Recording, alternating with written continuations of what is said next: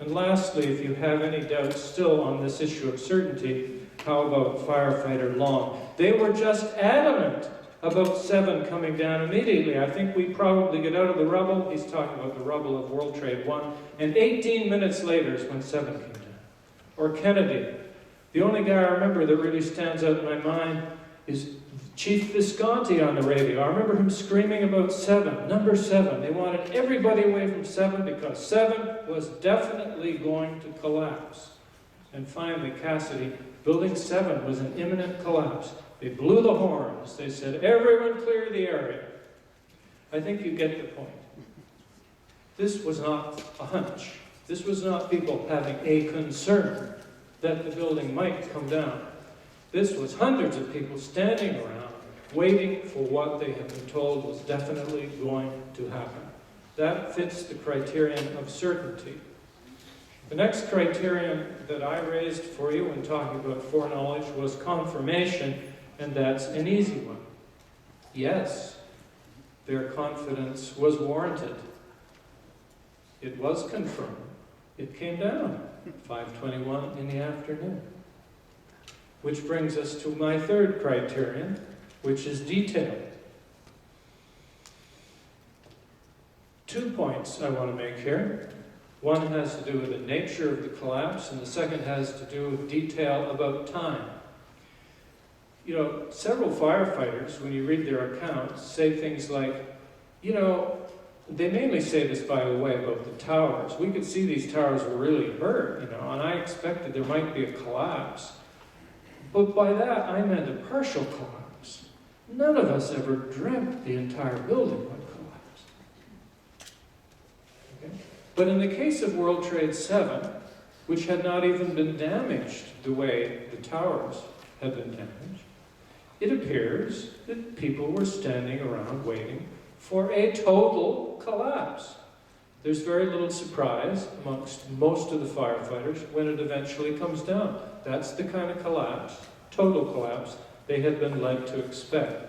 In light of that, a collapse zone has been established around World Trade 7. And listen to this fascinating interview to get a sense of how precise that collapse zone was. This is DeCosta Wright. The interviewer, would be an FDNY authority, chief of some kind, asks the question, were you there when Building 7 came down in the afternoon? Answer, yes. You were still there? Yes. So basically they measured out how far the building was going to come, so we knew exactly where we could stand. Question, so they just put you in a safe area, safe enough for when that building came down? Answer, 5 blocks. 5 blocks away. We still could see exactly right on point. The cloud stopped just there. Well, that shows to me considerable precision. This meets the criterion of detail in terms of knowledge of the kind of collapse, the nature of the collapse. And finally, how about detail when it comes to time? We've already seen some accounts of this. The BBC gets the time right within about 20 minutes.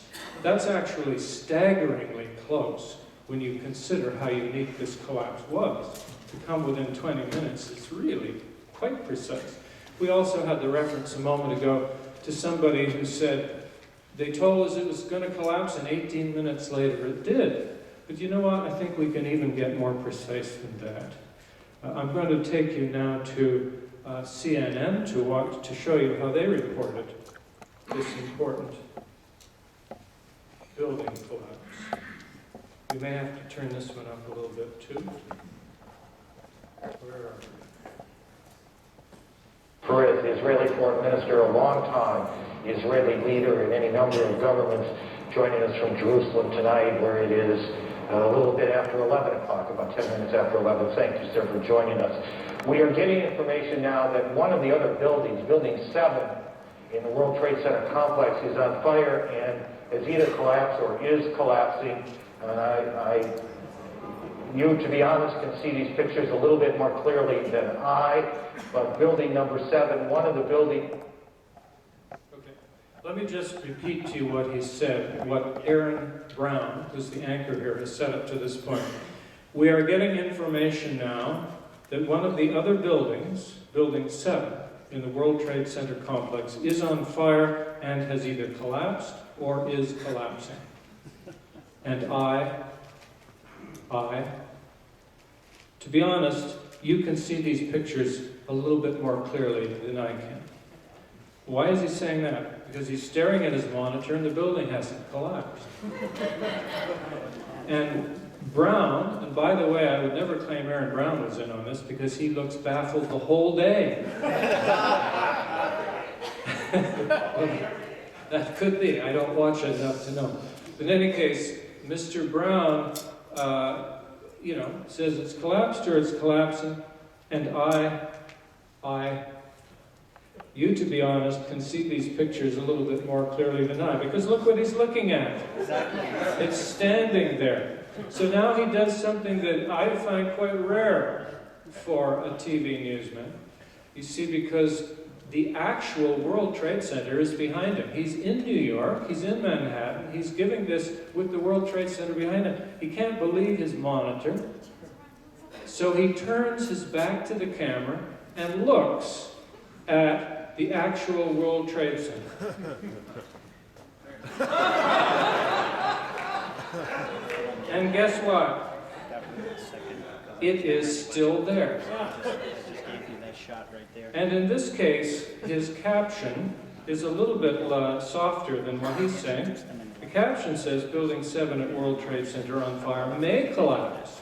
Somehow Mr. Brown has gotten just a slightly different message than is given to the caption. But nonetheless, he has announced the collapse of World Trade 7 1 hour and 10 minutes before it came down.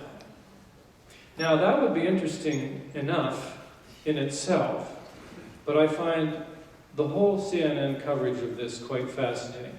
If I had announced falsely that a building had come down, I might apologize, I might explain, but at least I would flee from Building 7 for a while. We blew that one, and go on to other topics. On the contrary, for the next hour and 10 minutes, Building 7 seldom leaves the screen.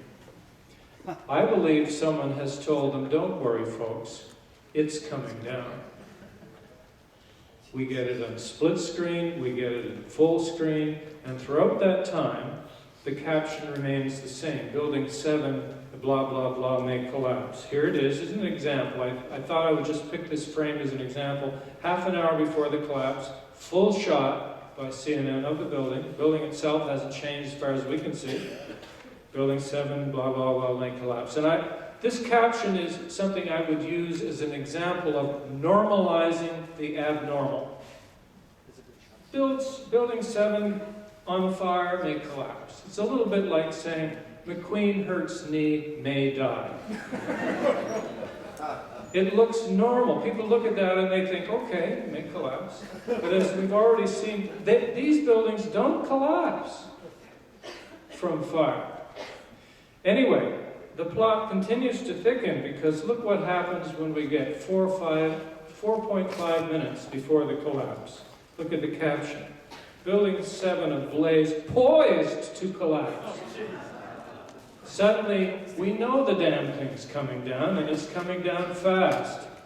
And one last little change to confirm that, 1.5 minutes before it comes down. On verge of collapse.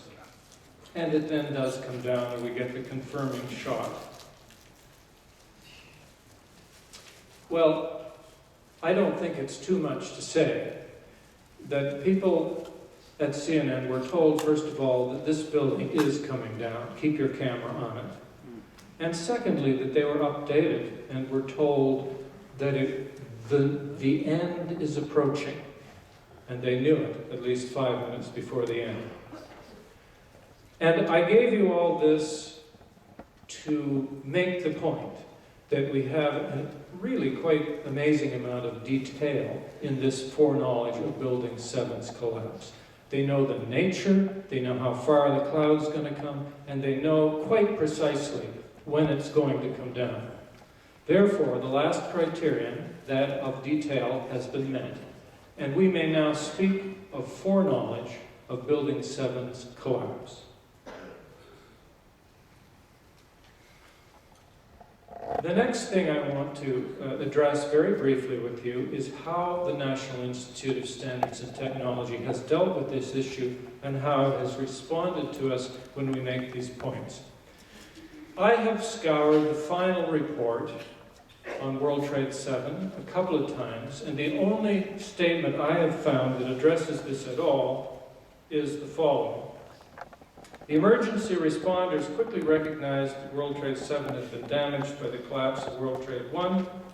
As early as 11:30 a.m., FDNY, that is Fire Department of New York, recognized that there was no water coming into the hydrant system to fight the fires that were visible. With the collapses of the towers fresh in their minds, there was concern that World Trade 7 might collapse. That's it, folks. All of the evidence that I've presented to you is simply omitted. No attempt to ask whether this is a vague concern or whether it's precise foreknowledge. The implication is it was a vague concern. We don't even know if it was a legitimate concern. It could be the firefighters were traumatized when the towers came down and therefore made the completely invalid conclusion that this utterly different building, injured in an utterly different way, would also collapse. They don't tell us. They leave it vague.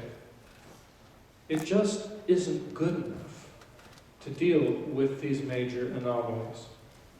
The only other instance I know of, although maybe some of you have found others, in which NIST has addressed foreknowledge, is when in August 25th, 2008, I had the opportunity on a radio station in Canada to debate Shyam Sundar, the lead investigator for the World Trade 7 study. And it was a fairly long debate. And one of the things I got to ask him was about foreknowledge. And his reply is as follows. I've edited it a little to make it shorter, but I have not changed the meaning. There was an engineer who was providing advice to city agencies on 9/11 about the condition of buildings, in particular Building 7. And it was his judgment that he was hearing creaking sounds, which was entirely appropriate and consistent with fires causing damage to connections and members. And he was hearing such sounds that would suggest that the building may come down. And he, of course, was observing the fires in the building as well. So it was based on that advice that the fire department decided around mid-afternoon, around 2:30 in the afternoon, to abandon fighting the fires in that building. So it is something, and this is the gist, this is what he's saying, he sums it up nicely. So it is something that people were expecting could happen based on what they were seeing and hearing. I have to hand it to Dr. Sundar. I mean, he's made the best possible case he could, really. He's made the whole thing vague, which is to NIST's advantage. He said there was an engineer. He doesn't even know who. And given that NIST apparently has the power to subpoena witnesses, it's peculiar that he wouldn't try and find out who this engineer was. He doesn't give us a specific time, though other sources place this engineer on the scene around noon. All we know from Sundar is that it's before 2:30. The engineer hears creaking in the building and sees fire in the building and concludes that it might collapse. Well, the point is, creaking could mean quite a number of things. And that's why this observation, creaking and so on, is not adequate to the task. Now, I think I've said enough by now to show you that actual foreknowledge existed, and that in both of these responses by NIST, the one about the firefighters at 11:30 and the one about the engineer, there is no acknowledgement that foreknowledge existed. Instead, it becomes a concern based on what people see and hear. And I'm telling you, that general vague concern does not explain how CNN knew 4.5 minutes in advance that it was coming down. It does not explain 100 firefighters standing around for hours waiting for it to come down, and so on and so on.